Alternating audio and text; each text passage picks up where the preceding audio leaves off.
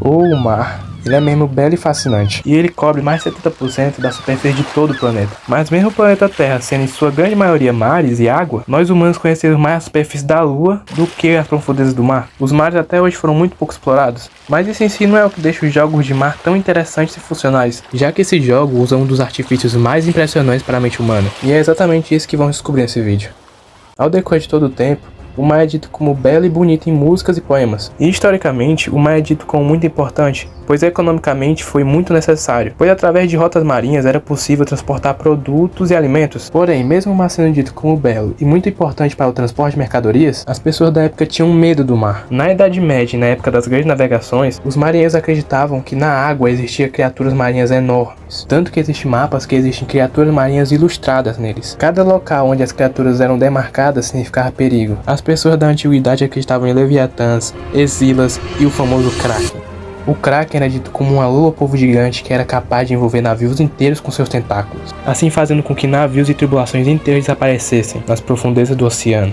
E jogos que se passam no mar, como por exemplo Sea of Thieves, utilizam desse elemento, o medo que os antigos humanos tinham dessas terríveis criaturas. Em Sea of Thieves, você joga como um pirata, onde você tem sua própria embarcação e sua própria tribulação. E seu objetivo na verdade é bem simples, você pode viajar por aí, confrontar outros piratas e conquistar tesouros. Navegar nesse mar lindo esconde muito mais do que piratas ou esqueletos. Nesse mar pode ter tanto um tubarão gigante pré-histórico ou o terrível Kraken,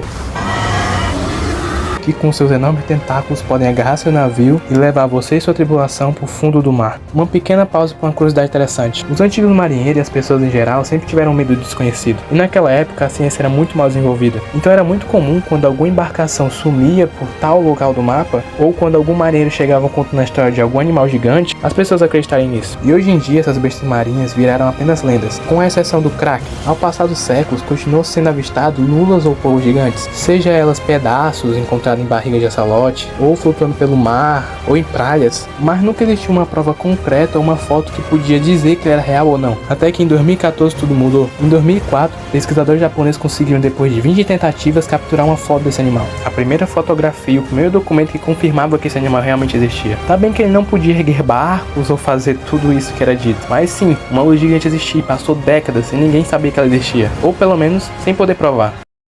Agora a gente tem um jogo muito interessante de se citar, e talvez seja até mesmo o melhor exemplo desse vídeo, pois ele é o jogo que melhor representa o medo dos antigos navegadores, o medo do desconhecido. Esse jogo é o Subnáutica.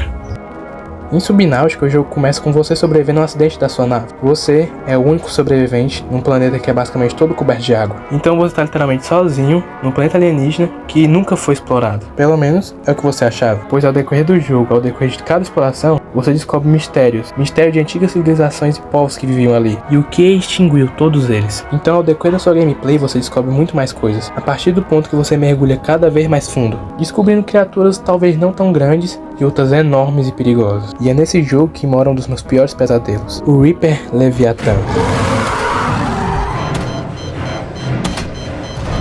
Como vocês podem ter visto, ele é uma criatura enorme que dá até medo, cara. E pode ser até inacreditável, mas existem criaturas maiores e mais fortes do que ele nesse jogo. Esse jogo é simplesmente perfeito. Ele brinca com a curiosidade humana, com o medo do desconhecido e implementando um pouco de ficção. Isso é perfeito porque os jogos de mar, eles não são só um jogo onde o cenário é o mar. Eles são muito mais do que um cenário. Todos os jogos de mar usam dessas artimanhas, cada um do seu jeito. Não é necessário que cada jogo implemente uma super ficção para que esse jogo funcione, porque o jogo é simplesmente de mar. Ele pode ser focado mais em sobrevivência também, como por exemplo, Strange Deep. Diferente de Subnáutica, esse jogo não é focado em mistérios alienígenas ou exploração de planeta desconhecido. A única coisa em comum que esse jogo tem é o começo. Adivinha como é que começa? Você sobrevive a um acidente de avião. Você é o único sobrevivente do acidente e consegue fugir em um bote salva-vidas. Esse jogo é muito mais focado em sobrevivência, usando de ilhas e do próprio mar para criar um sentimento de solidão. Eu até sei que em Subnáutica você também se sente sozinho, pois você é o único humano daquele planeta. Mas ao meu ver, esse jogo escancara isso, usando o sentimento de um náufrago. Aqui você não pode criar uma super base submarina ou descobrir segredos alienígenas. E é isso que nos faz concluir o que os jogos de mar tentam fazer as pessoas sentirem, usando da curiosidade, solidão e do medo do desconhecido, geralmente com mecânicas de exploração e um sentimento de progresso, em um mar bem bonito, cheio de mistérios. E é por isso que os jogos de mar funcionam tão bem. Mas e aí, pessoal? Faltou citar algum jogo de mar que você gostaria de ter visto aqui no vídeo? Ah, e mais uma coisa. Antes de acabar o vídeo, mano, por favor, deixa o like e se inscreve que vai estar me ajudando muito. E é isso, meus náufragos. A gente se vê por aí. Valeu!